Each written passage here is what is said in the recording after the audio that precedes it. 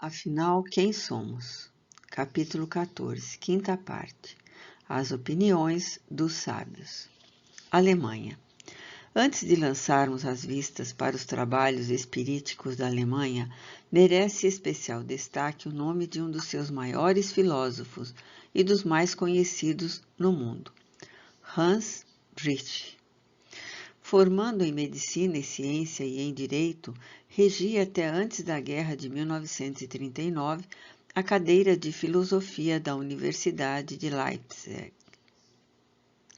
Grande pacifista, foi um dos raros que tiveram a inaudita coragem de recusar categoricamente a sua assinatura numa célebre lista ou manifesto dos intelectuais germânicos por ocasião da Guerra de 1914. Pelo valor moral e intelectual que possuía, foi convidado a presidir a Sociedade Inglesa de Pesquisas Psíquicas, celeiro de tantas notabilidades da Grã-Bretanha. Ritschl afirma a realidade dos fenômenos psíquicos e assegura que a hipótese espírita é a que os explica menos complicadamente. As conclusões a que chegou são o resultado de profundo estudo, e ele as proclama tanto do alto de sua cátedra em Leipzig como em Londres. Sustenta e defende-as em seus trabalhos, como na filosofia dos orgânicos e no grande problema da psicologia. Expôs as suas ideias em brilhante discurso na Clark University de Worcester e nos últimos estudos apresentados em Paris no Congresso de Pesquisas Psíquicas, sobre os títulos da influência da metapsíquica no aspecto geral do universo e a metapsíquica e a biologia. Ritschl também demonstra que, com os fatos espiríticos, os estudos da filosofia e da biologia estão passando por profundas transformações. Immanuel Kant definiu o espírito como o ser que pode existir num espaço cheio de substância material. E nós vemos essa definição confirmada pelas experiências espíritas. O espírito atravessa as paredes e desaparece através do assoalho. Formulou a suposição de que a alma humana se acha, ainda nesta vida, ligada simultaneamente a dois mundos, e falando do estado posterior à morte, disse: quando, afinal, a união da alma com o corpo físico cessar com a morte, a vida no além não será mais que a natural continuação da ligação que a alma teve com o corpo durante a vida, cá embaixo, do livro Os Sonhos de um Vidente.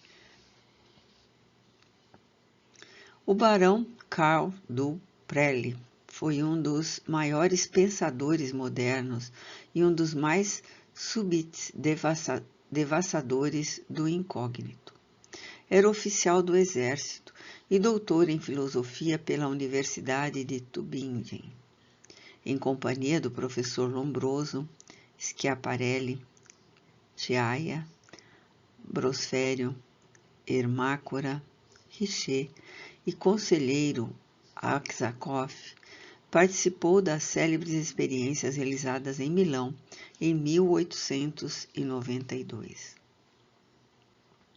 As conclusões do barão, de profundo rigor analítico, assinalaram a origem da técnica de encarar os fenômenos espíritas, ou do mundo transcendental, como ele o diz. No prefácio à última obra que publicou em vida, que se pode afirmar foi o coroamento da sua carreira, dizia ele: enquanto o homem permanecer na dúvida se é uma criatura física e imortal ou um ser metafísico imortal, não terá o direito de gabar-se da sua consciência pessoal, nem de limitar-se a ter a morte como um salto nas trevas. Isso não convém, sobretudo, a um filósofo cujo primeiro dever, segundo Sócrates, é o de conhecer-se a si mesmo. Do livro O Outro Lado da Vida. O autor, depois de dissertar com maestria sobre o problema que implica as manifestações do espírito encarnado ou desencarnado, sobretudo salientando a realidade do animismo, isto é, a manifestação, o espírito encarnado, como só quer admitir a teoria do professor Hartmann, opina pela teoria espírita, ou seja, a realidade da manifestação do espírito desencarnado, afirmando que no animismo as manifestações das faculdades ocultas do espírito exteriorizado já é espiritismo. E, logicamente, concluindo pela maior e melhor realidade dos fatos, de modo positivo, diz: mas é tempo que o espiritismo saia do período das simples representações para entrar no da experimentação científica, da qual comporemos o programa. Se pessoas sem nenhuma noção da física entrassem no laboratório para fazer experiências, é claro que a física poucos frutos alcançaria. O resultado não será mais favorável se simples curiosos se reúnem para assistir a uma sessão espírita, limitando-se a constatar os fenômenos. Esses fenômenos podem ser de alto interesse, mas, não tendo estudos a respeito, os assistentes não sabem como explicá-los. No epílogo da mesma obra, o barão Karl Duprel referiu-se ao seu trabalho anterior, Física Mágica. Diz que nele tratou da física mágica e da psicologia mágica, competindo-lhe depois disso escrever Magia Espírita, a fim de concatenar e concluir a lógica dos fatos. Porém, como não se atrevia a fazê-lo, embora nesse domínio possuísse mais experiências que todos os críticos reunidos, considerando insuficiente o grande acervo de provas acumuladas, só o faria se encontrasse na situação de um William Crookes, que tivera a oportunidade de estudar esses fenômenos, dispondo da extraordinária mediunidade de Florence Cook. Impossibilitado de realizá-lo, segundo seus desejos, limitava-se a tirar da magia as conclusões referentes à questão primacial, para o homem, a imortalidade. Ouçamos-lhe a palavra. Foi o que fiz nesta obra. O leitor verá que a magia constitui a base científica do espiritismo, porque o agente mágico é justamente o homem oculto, o homem astral, isto é, a parte que substituirá de nós depois da morte.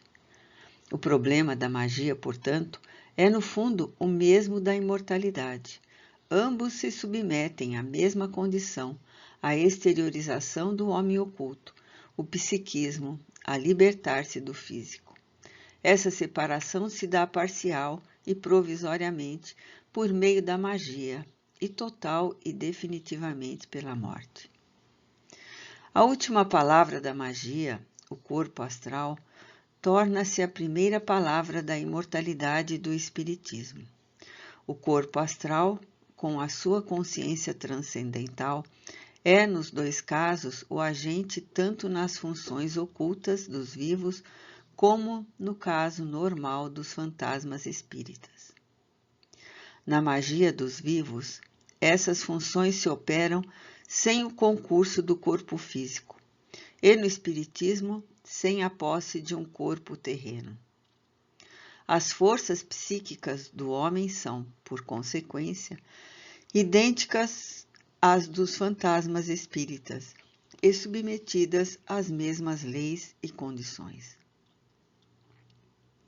Estas analogias provam, mais do que tudo, que não podemos chegar a nenhum resultado satisfatório, nem compreender o espiritismo, se o estudarmos isoladamente. Por isso, se o espiritismo pretende tornar-se um ramo da antropologia, deverá ter sempre em vista estas analogias. E quem tem a intenção de seguir este conselho deverá começar pelo estudo da magia.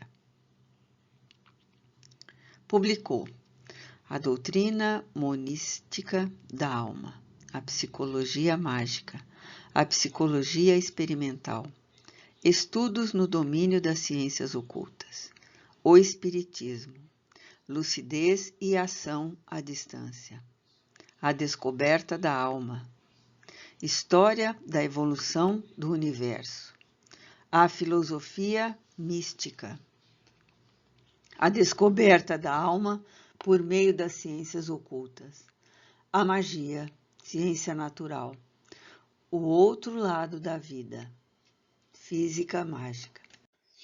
Um grande nome, entretanto, que avulta entre os mais meticulosos espiritualistas alemães é o do notável barão Schrenck-Notzing.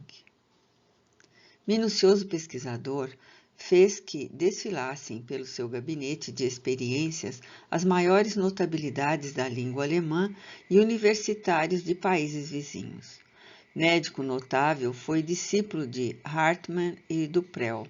Hipnotizador afamado, havia frequentado as aulas de Barheim em Nancy. Começando a dedicar-se às questões espiritualistas, escreveu a obra Fenômenos de Materialização. Este trabalho provocou grande celeuma e suscitou várias polêmicas, o que levou o autor a escrever outro volume, O Combate pelos Fenômenos de Materialização. Tendo examinado vários e afamados médiuns, descreveu as suas observações nos fenômenos físicos da mediunidade. Experimentador consciencioso, expôs os casos em que podia haver fraude, extremando-os dos casos reais, e escreveu A Fraude do Médium L. Laszlo. Depois da morte do notável experimentador, a viúva ainda publicou várias obras póstumas, Falsos Milagres, Estudos de Parapsicologia e Fenômenos com o Médium Schneider. Notzing principiara os estudos observando uma dançarina que, ignorando a música, em transe, tocava vários trechos musicais, o que o fez editar seu primeiro livro, A Dançarina que Sonha. O livro de Notzing, que maior repercussão teve na Alemanha, foi denominado Experiências de Movimentos à Distância, onde o barão, além de apresentar minuciosos relatórios das experiências feitas com Wilhelm Schneider, faz a descrição dos aparelhos usados e dos melhoramentos nele introduzidos. Entre estes, o Dr. Notzing menciona a aplicação da caixa de gaze. Nesta, o médium podia ser visto do exterior, sem receber qualquer auxílio, e ficava preso pelas mãos dos experimentadores. O mais importante na obra do famoso pesquisador Tedesco são as impressões, o atestado, o testemunho, em suma, dos universitários alemães. Ocupam mais de metade do livro. Nenhum teve a menor dúvida da autenticidade dos fenômenos. Ninguém deixou de admirar-se dos processos empregados para a fiscalização. Todos, unânimes, afirmam a impossibilidade de engano ou fraude com semelhantes aparelhagens e métodos. A obra de Notzing denota aquela capacidade de trabalho, aquele vigor de análise, aquele exagero de minúcias que caracterizam o espírito do pesquisador alemão. Dentre os sábios que passaram pelo gabinete do barão, podemos destacar os seguintes nomes: Dr. Alfred Schuller, cientista de Munique; Dr. Aurus, professor de psicologia da Universidade de Uppsala; Dr. von Aster, professor de filosofia na Universidade de Gießen; Dr. Bonn, veterinário de Nuremberg; Dr. Bastian Schmidt, professor de Psicologia Animal de Munique. Barão Dr. von Geisbach, especialista em doenças nervosas de Munique. Conselheiro M.E. Lambert, de Stuttgart. Jim Wall, membro da Sociedade Inglesa de Pesquisa Psíquica, perito, prestidigitador. Dr. Darin, médico clínico de Munique. Dr. Geiger, professor de filosofia da Universidade de Munique. General Peter, escritor de Munique. Dr. Greitz, professor de física da Universidade de Munique. Dr. Gustav Freytag, professor de medicina da Universidade de Munique. Dr. Gustav Wolff, professor da psiquiatria da Universidade de Bali e diretor do Hospício de Alienados de Trindade. Dr. Gustav Meyerinck, escritor de Standenberg. Dr. Hans Driesch, professor de filosofia da Universidade de Leipzig. Dr. Hartogs, professor de matemática da Universidade de Munique. Dr. von Rattenberg, neurólogo de Munique. Dr. Heinel, professor de medicina da Universidade de Munique. Harry Price, membro da Sociedade Inglesa de Pesquisa Psíquicas, perito prestidigitador. Dr. Huber, Privatdozent de Psicologia da Universidade de Munique. Hutchinson, escritor de Munique. Dr. von Kalker, professor de jurisprudência da Universidade de Munique. Dr. Karl Krau, psicologista de Elberfeld. Dr. Kim Borgen, neurólogo de Breslau. Dr. Kraft, diretor do Asilo de Alienado de Gabers. Kuttner, estudante de medicina de Munique. Doutora Lebret, neuróloga de Munique. Dr. Lindman, professor de matemática na Universidade de Munique. Dr. Luiden Cleggs, ex-professor de filosofia em Munique. Dr. Marcinovski, médico diretor do sanatório de Heilbronn, na Baviera. Dr. Miller, higienista, especialista em radioscopia de Munique. Dr. Nob, oculista. Dr. Oertel, de Munique. Dr. Westerreich, professor de filosofia da Universidade de Tübingen. Dr. Hoffner, diretor do ginásio de Gussburgo. Dr. Osborne, neurólogo de Munique. Dr. Pauli, professor de psicologia da Universidade de Munique. Dr. Patin, ginecologista de Munique. Dr. Pierzi, oculista e escritor de Munique. Dr. Henknagel, médico clínico de Munique. Dr. Rudolfo Scott, cientista de Munique. Dr. Sauser, professor de medicina na Universidade de Munique. Dr. von Scanzoni, advogado de Munique.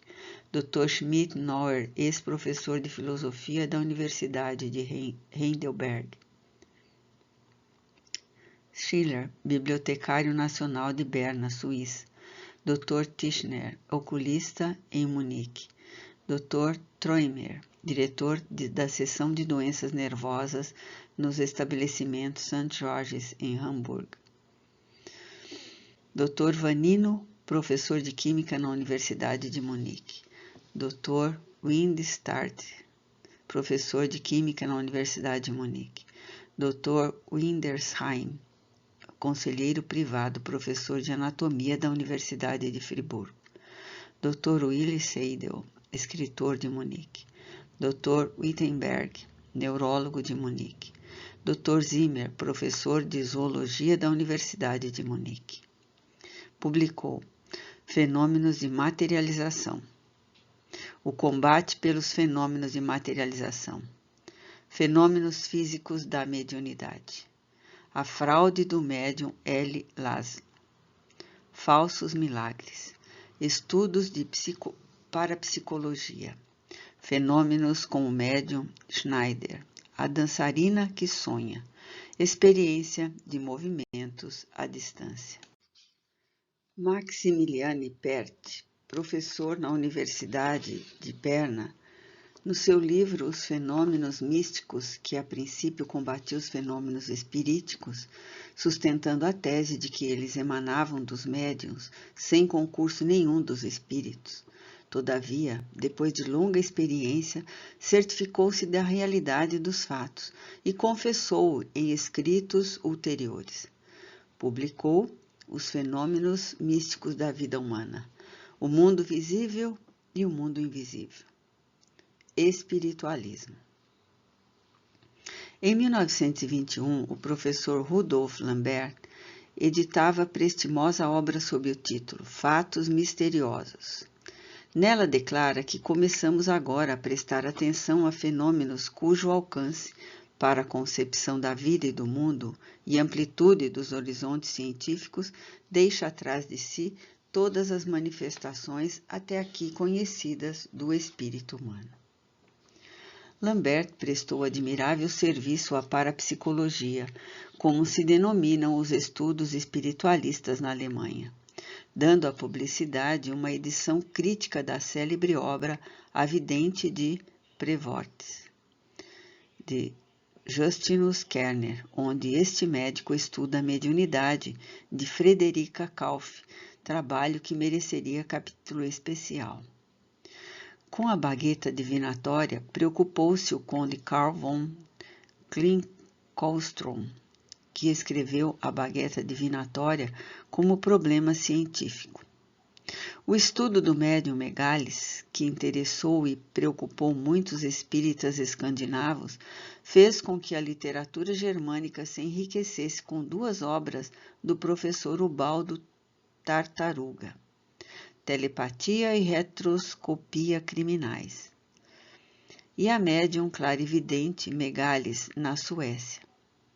O Dr. Augusto Ludwig publica a história das pesquisas psíquicas da antiguidade aos nossos dias. O professor Carl Camilo Schneider, a atitude científica de hoje em relação aos fenômenos parapsíquicos. O Dr. Missirengler, a psicologia da sugestão, em que o autor estabelece vários pontos de contato entre a sugestão e a metapsíquica. Em 1925, o Dr. Gustav Pagentescher leva à publicidade a obra Percepção Extrasensorial, onde relata as magníficas experiências realizadas com a senhora Reis, médium clarividente. O Dr. Rodolfo Tschechner apresenta novo trabalho, Sensação à Distância e Mesmerismo. Nesse período, começa a ser vertidas para o alemão as obras francesas de Gustave Gély. Ainda não havia decorrido o primeiro trimestre de 1925 e as livrarias anunciavam a obra do professor Schroeder sobre metagnomia, mediunidade tátil, que se intitulava Experiências Fundamentais no Domínio das Ciências Fronteiras Psíquicas. Os alemães chamam de ciência fronteira a que não entra no quadro das ciências oficiais. E o mesmo professor, para combater os acusadores de fraudes, escreveu a obra Os Fatos Ocultos e os Desmascaramentos dos Médiuns. Adolfo Wagner, catedrático da Universidade de São Petersburgo, escreveu sobre o espiritismo e disfarça o assunto sob o título A Finalidade da Natureza.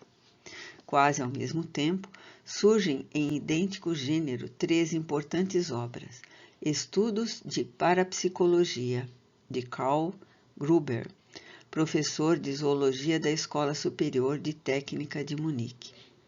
A Telepatia Experimental, de Carl Bruck, também professor, onde narra fenômenos que muito se afastam da telepatia.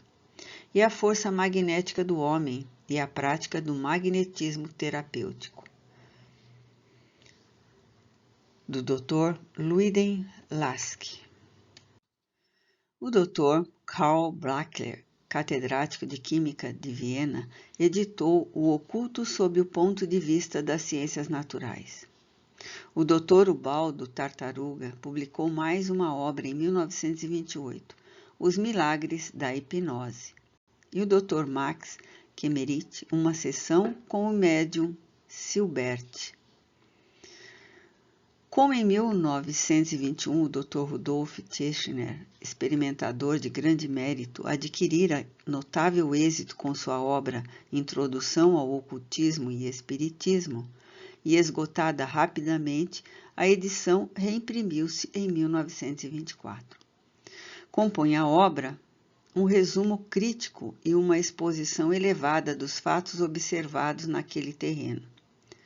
Tratando do espiritismo, o autor declara que há injustiça ou exagero quando se fala em perigo. Menciona especialmente os casos interessantes que verificou simultaneamente com o professor Staudenmayer. Neste mesmo ano de 1924, novamente o Dr. Ubaldo Tartaruga publica um trabalho de fôlego, Milagres no domínio da clarividência. Em 1934, o professor Rudolf Lambert apresenta novo livro sobre assombrações, manifestações de mortos e levitação. Ainda em 1934, os condes Hermann Koechlin, Kuno Hardenberg e o Dr. Karl Rapsch editaram um trabalho com o nome das Occult. A mais importante parte da obra é a do Dr. Rapsch, neurologista de Darmstadt, que estuda a mediunidade de um intelectual designado sob as iniciais HP e apresenta os admiráveis resultados de seu exame. Entre aqueles, o médico menciona vários casos de diagnósticos e curas feitas pelo médium. Em Munique, o Dr. H.W. Zahn publicou o valioso trabalho que denominou Die Okkultfrage, o que traduziríamos por a questão psíquica, visto que pelo nome de ocultismo se referem os alemães ao psiquismo. O famoso astrônomo F. Zollner, professor de astronomia e física da Universidade de Leipzig, cientista da mais alta reputação, autor do livro A Natureza dos Cometas, que atraiu por suas ideias adiantadas a atenção do mundo inteiro, dedicou-se às investigações espíritas, publicando o resultado no livro intitulado Física Transcendental. Presidindo a comissão de catedráticos que estudou os fenômenos produzidos pelo médium Slade, teve por companheiros de estudo e colaboradores nas experiências os professores de física William Weber e Theodor Fechner e o professor de matemática Schneider. Todos eles, diz o célebre astrônomo, tornaram-se perfeitamente convencidos da realidade dos fatos observados. Sobre as suas convicções, diz Zollner no final da Física Transcendental.